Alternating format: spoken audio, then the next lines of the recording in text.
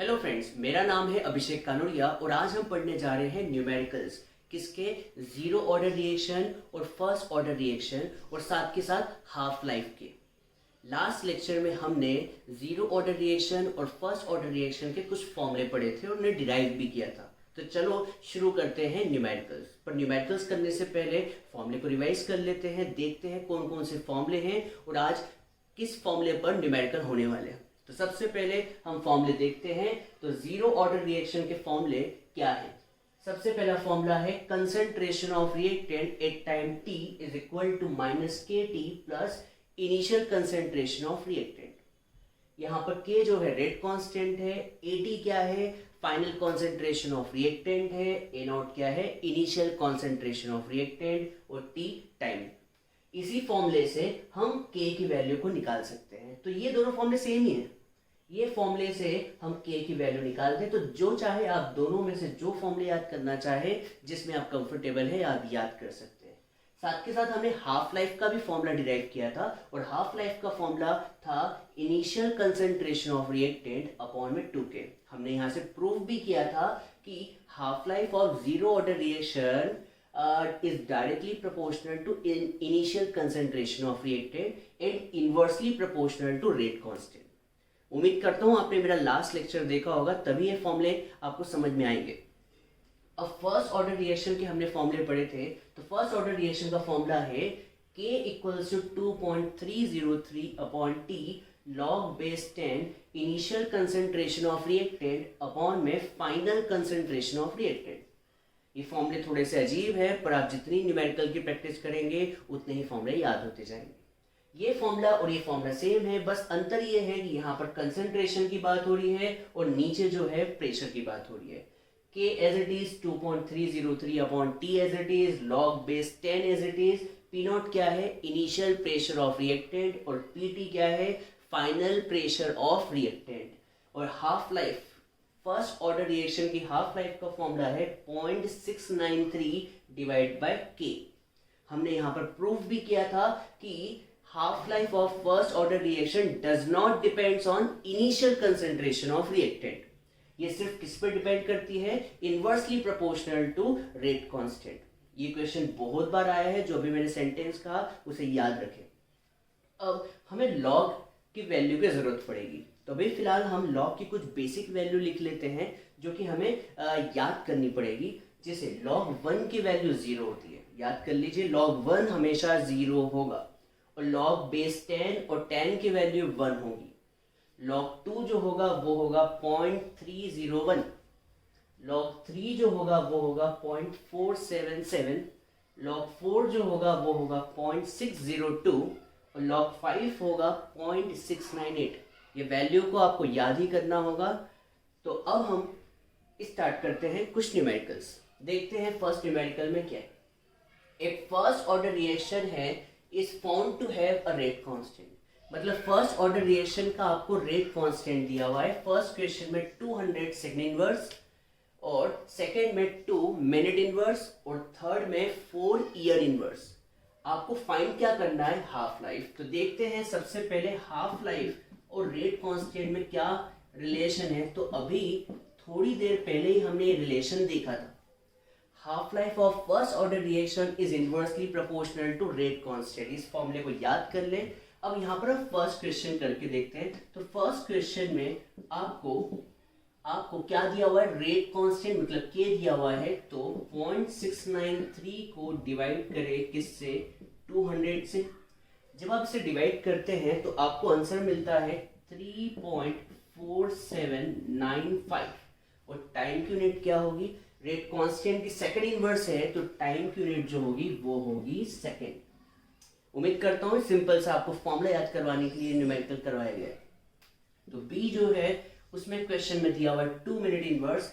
तो half life का formula होता है 0.693 डिवाइड बाय के और सेकंड क्वेश्चन में k जो दिया हुआ है वो दिया हुआ है 2। तो आंसर इसका जो आएगा लगभग आएगा 0.35 और यूनिट मिनट इनवर्स में दी है तो आंसर जो आएगा वो आएगा मिनट। अब हम थर्ड क्वेश्चन को ट्राई करते हैं और उम्मीद करता हूँ फॉर्मूले याद हो गए होंगे। तो C का कभी हम आंसर निकालते हैं तो half life equals to 0.693 divide by rate constant, और रेट कांस्टेंट कितना है 4 ईयर इनवर्स, चाहे तो आप यहाँ पर भी लिख सकते हैं ईयर इनवर्स। कभी आप इसे सॉल्व करते हैं तो आंसर आता है 0.173 ईयर, है ना सिंपल। न्यूमेरिकल हमेशा ही सिंपल होते हैं, बस दिक्कत ये है कि हम न्यूमेरिकल्स की प्रैक्टिस नहीं करते हैं। जितनी आप न्यूमेरिकल की प्रैक्टिस करेंगे फॉर्मूले भी याद होंगे और न्यूमेरिकल बहुत ही आसानी से हो जाएंगे। तो आप जल्दी से इसका स्क्रीनशॉट ले लें, हमें बहुत सारे न्यूमेरिकल करने हैं और फर्स्ट ऑर्डर रिएक्शन और जीरो ऑर्डर रिएक्शन के न्यूमेरिकल्स को आज कंप्लीट करना है। तो जल्दी से आप इसका स्क्रीनशॉट ले लीजिए। चलिए अब और न्यूमेरिकल करते हैं। एक न्यूमेरिकल आपके सामने लिखा हुआ है बोर्ड पे, क्या क्वेश्चन है देखते हैं। The rate constant for first order, याद रखिएगा यहाँ पर फर्स्ट ऑर्डर की बात चल रही है। The rate constant for first order reaction is 60 second inverse, मतलब आपको रेट कांस्टेंट दिया हुआ है 60 सेकंड इनवर्स। रेट कांस्टेंट मतलब कि how much time is take to reduce the initial concentration of reactant to its 1/16th value। इसका मतलब ये हुआ कि मान लीजिए किसी रिएक्टेंट का इनिशियल कंसंट्रेशन A0 था और वो डिकम्पोज होके या फिर खत्म होके डिक्रीज होके उसका फाइनल कंसंट्रेशन जो बचा है वो है 1/16th वैल्यू। 1/16th मतलब A0 का 1/16th। तो आपसे पूछा है कि कितने टाइम में इनिशियल कॉन्सेंट्रेशन A0 से घटकर A0/16 हो जाएगा। तो यहाँ पर फर्स्ट ऑर्डर रिएक्शन की बात चल रही है, तो फर्स्ट ऑर्डर रिएक्शन का K का फॉर्मूला होता है 2.303 अपॉन में T log base 10 initial concentration upon में फाइनल कंसेंट्रेशन, और फाइनल कंसेंट्रेशन क्वेश्चन में कितना दिया हुआ है A0/16। मैं फिर से बताना चाहूंगा क्वेश्चन में क्या दिया हुआ है।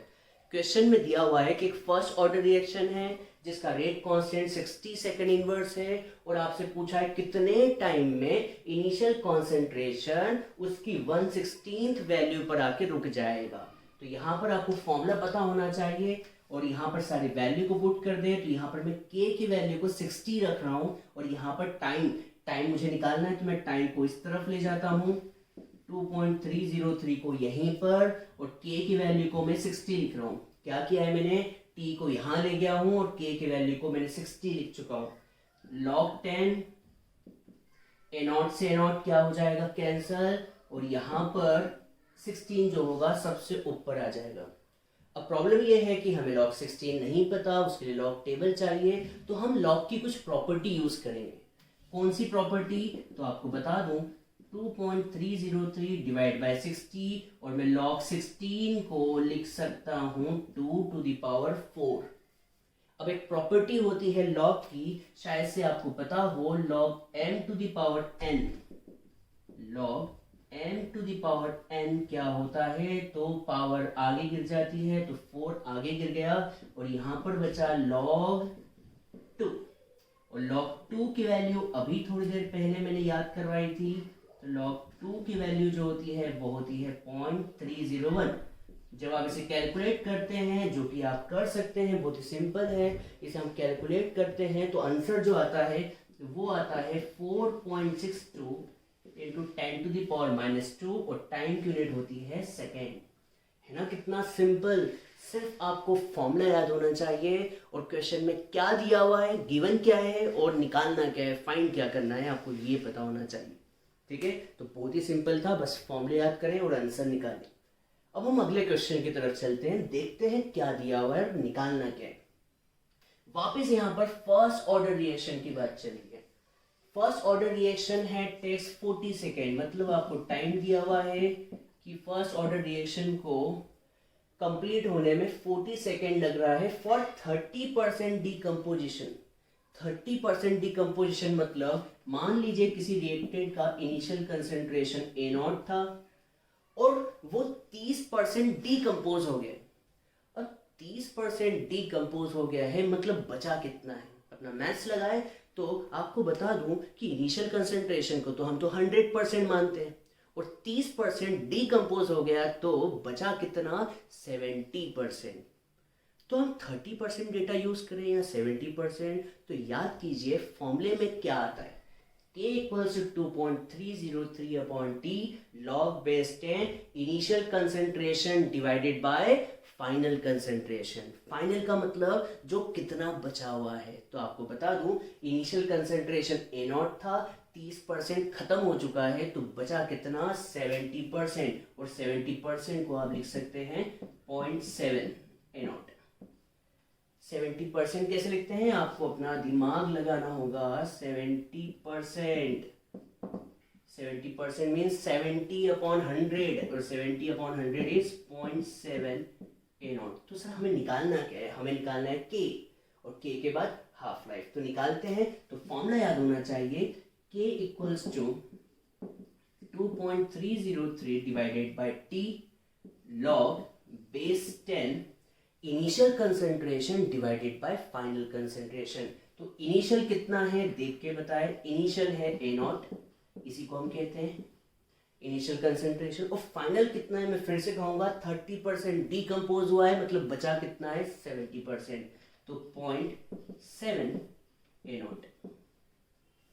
ए नॉट से ए नॉट कैंसल, और मैं यहां पर t की वैल्यू पुट करने जा रहा हूं, और t की वैल्यू दी हुई है 40 सेकेंड। तो 2.303 डिवाइडेड बाय 40 लॉग 10, और मैं 0.7 को डेसिमल हटाऊं तो यहां पर आ जाएगा लॉग 10/7।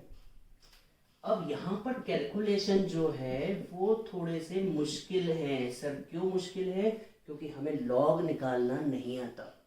लॉग अभी फिलहाल हमें लॉग की टेबल देखनी होगी।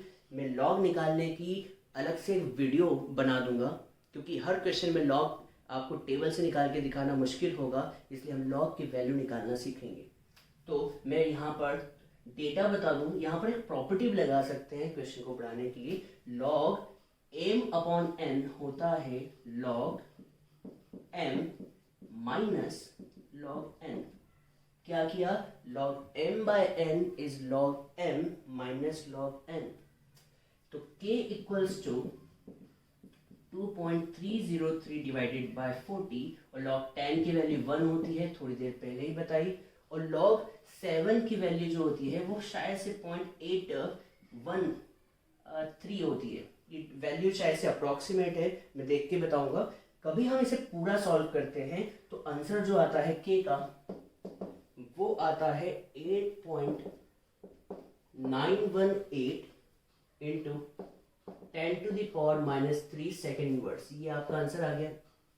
हाँ, यहाँ पर log 7 की वैल्यू आप भी कैलकुलेट कर सकते हैं, या फिर आप अपनी बुक के पीछे log टेबल दी हुई है, और आजकल आपके पास मोबाइल है तो मोबाइल से भी आप log 7 बेस 10 की वैल्यू निकाल सकते हैं। ये सॉल्व होके के आ गया। अब सेकेंड में आपको क्या निकालना है, हाफ लाइफ। तो थोड़ी देर पहले ही हाफ लाइफ का फॉर्मूला देखा था, क्या था, 0.693 डिवाइडेड बाय के। तो यहाँ पर मैं के की वैल्यू डाल रहा हूँ, तो के की वैल्यू जो है वो है 8.918 इंटू 10⁻³ सेकेंड इनवर्स। तो यहाँ से टाइम का आंसर आ जाएगा 77.7 सेकेंड।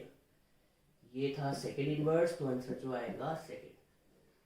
बच्चों कैलकुलेशन कोई बड़ी डील नहीं है।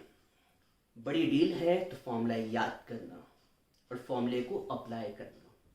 ये आंसर पहले से ही मुझे याद है, इसलिए मैं जल्दी कर रहा हूँ, पर आपको ये आंसर याद नहीं है तो आपको कैलकुलेशन करने होंगे, और कैलकुलेशन आप कर सकते हैं। आप 12th के स्टूडेंट हैं, तो आप सभी लोग जो है ये आंसर कैसे आया इसकी चिंता ना करें। आपको चिंता करना है तो क्वेश्चन को रीड कैसे करते हैं, और गिवन क्या है उसे कैसे सर्च करते हैं, और फाइंड क्या करना है उसे कैसे निकालते हैं, ये सब कुछ इम्पोर्टेंट है।